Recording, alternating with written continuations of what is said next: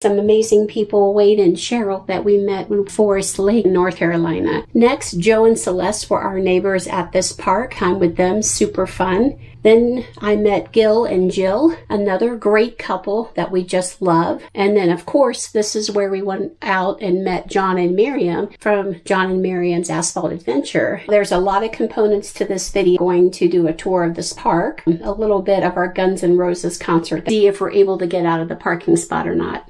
This is Whispering Pines RV Campground, 1,000 Trails, North Carolina. This is a Encore property.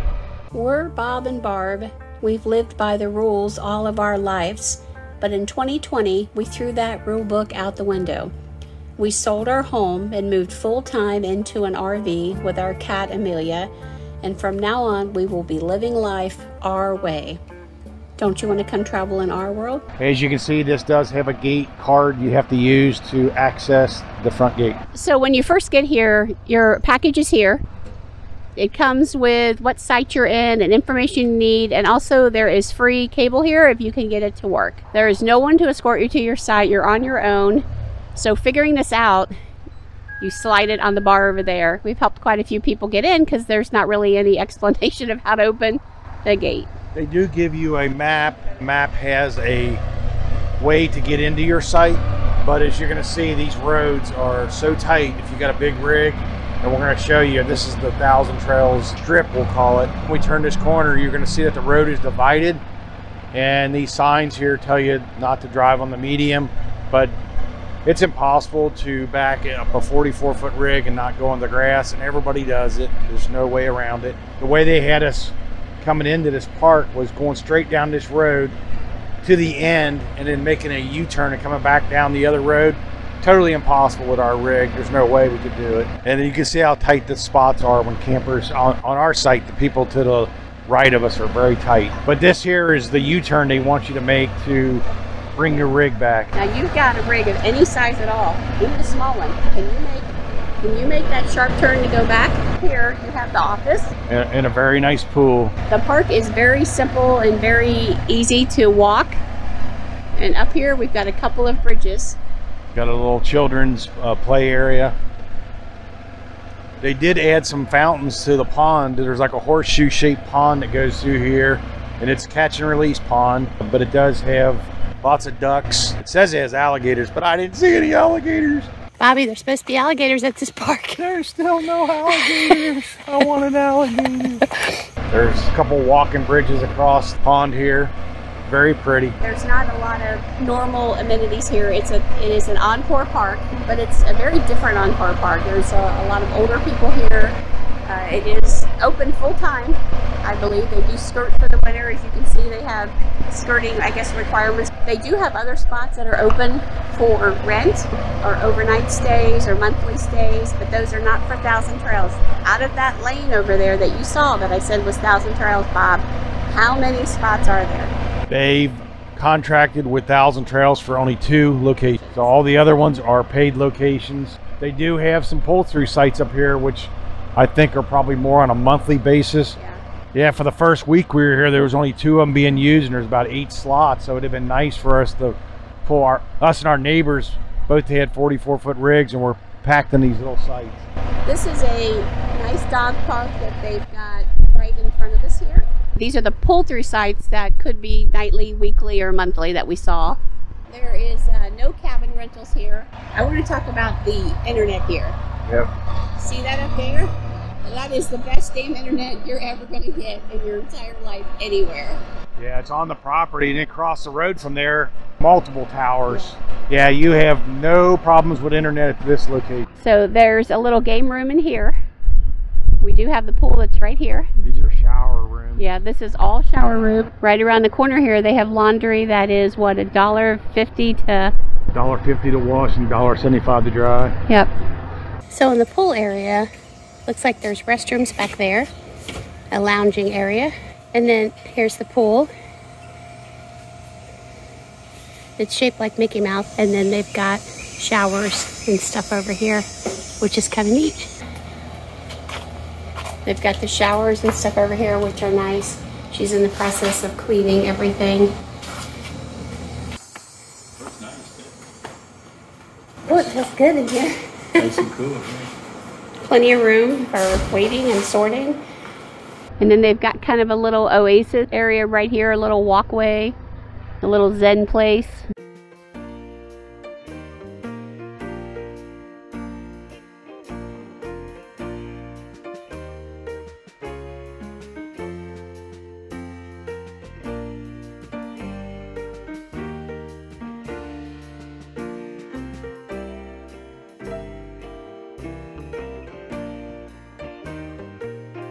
This building here is a place kind of where they have activities, if they have them, or get-togethers, mostly for the permanents. Yeah, on the back side of that green building there is boat storage. We are on the bay water of the property, and you can leave the facility where the boat storage is, use your gate card to get out. You can walk over and see it, but there's not really any way to access the bay water other than seeing it. About 20 minutes from the Atlantic Ocean. There are 3 trash can areas here, 2 are here, I forget where the other one is, but they're picked up pretty regularly. It is clean. Yeah. Maintenance is over here. And there is a gate card to get in here to access it, as you saw, but you also need that gate card to access the pool and the gate to get out at the back. Let's explain what's going on here, Bob. I call it the mobile home park of the park. Most of these are not being used no more, and this is one side of it. We'll go to the other side too, but there's been several that have been removed from here since we've been here. You think they're going to put in some 1,000 trail Encore sites here, or what do you think? What did they say? That would be absolutely not. They've contracted for their through spots, and that's all they're using it. This is going to be a new mobile home park for them. So how is that going to work?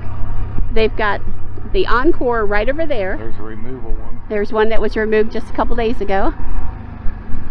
But I don't know how that's going to work as far as pool access is concerned. You've got permanents, you've got travelers a couple travelers that come in, you've got some people that pay to come in, and you're going to have mobile home people. So I don't know what it's going to be like. When I looked up the rates, which it's October 2021 right now, they were anywhere from $60 to $90 a night. I mean, it's not worth it to me for that kind of money. Would you pay that to stay here? Absolutely not. This one you can almost imagine down here that you might have had homeless people living in here because it's been evacuated for so long. This one here, these same 3 cars have been sitting here all week, and there was a couple of buildings.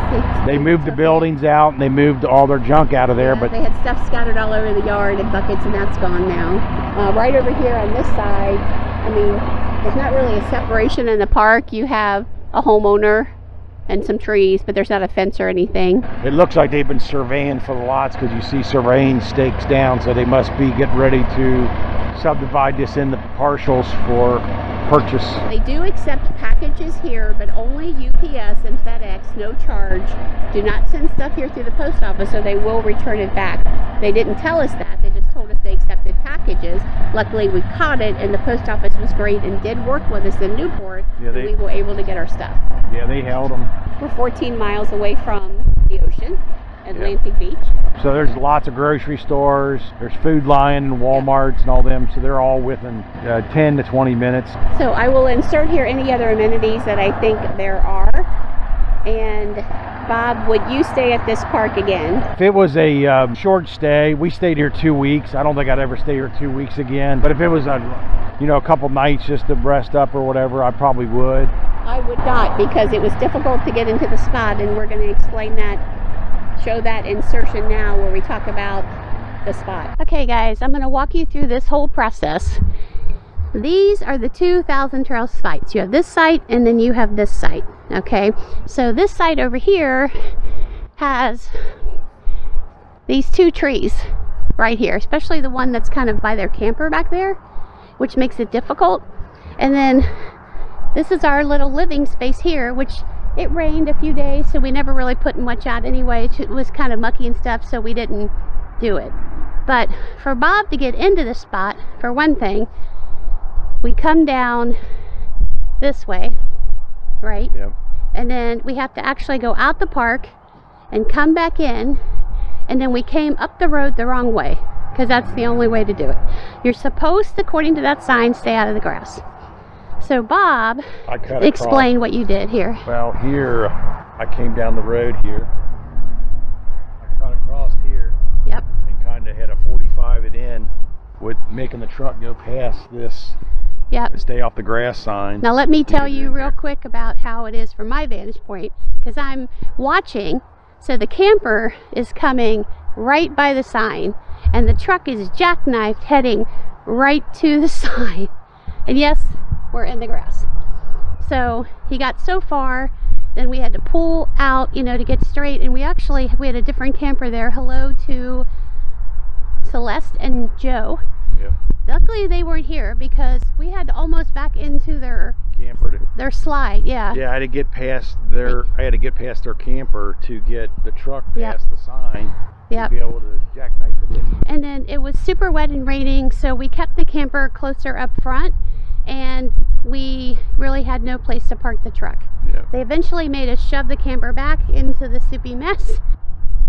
And then if you come down here, we do have our bird feeder out.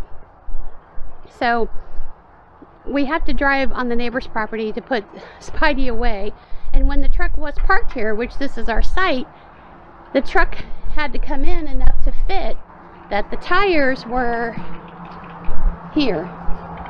So, I mean, you see, there's just not a lot of... I mean, there's a lot of green space in the back. Yep. The problem with it is we had 4 inches of rain, and this was not, I mean, this was swampy. You couldn't walk back here without sinking in. And then I'm tired of coming to campgrounds and seeing this crap. If you drink shit, if you wipe your butt, whatever that is, burn it, throw it away, clean it up, get it out of here. We're tired of cleaning up your crap. And of course, if you're not following HetteshWorld, you need to come travel in our world. But on this side, so they seem to have 2 sites that are close together, and then they'll have a bigger space. And the people that are on this side can't even move over to give us more space high, because the tree is in the way there. Well, the site next to us, that tree grew up, so they're not able to move their vehicle over further. Because the tree on a couple of our neighbors, we had a couple different neighbors while we were here, they couldn't run their slides out that's why they couldn't back up far enough to get off the site far enough. So on this side, it's not so bad, except for a while we tried to park our truck over here, because you know you have some space that's in here. So we had the truck right up against the slide, and that's when they came over and said, "You're on the other property, you gotta move, you gotta back it up." So we backed it up. That's our RV rant for the day. Okay, so I'm gonna go ahead and film this because we are on an angle. I don't know if you can tell. We didn't scrape coming in, so that was good. We were very close, but we are not airing up the airbags in the truck till we get straight on the road, just to make sure we don't scratch going out. Everything's up underneath.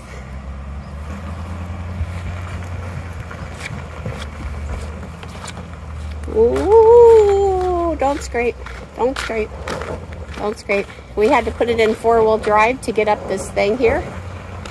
Okay. So Bob has done a fantastic job, and Barbie's done a fantastic job.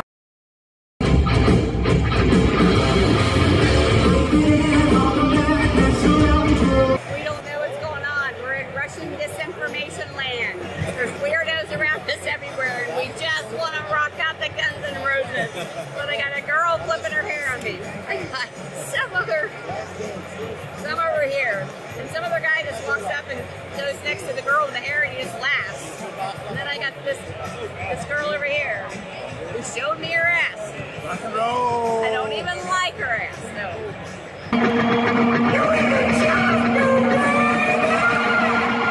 So thank you guys for watching. Give us a thumbs up. Smash up that notification bell, because you need to know where we are, what we're doing, and what we're obviously thinking. I love the comments, so send the comments. Give us your thoughts on your 1,000 Trails and Encore trials and tribulations. Or any place you've ever been. Let us know what you think and hear your stuff too. So remember, we're HetteshWorld. Come travel in our world. Bye.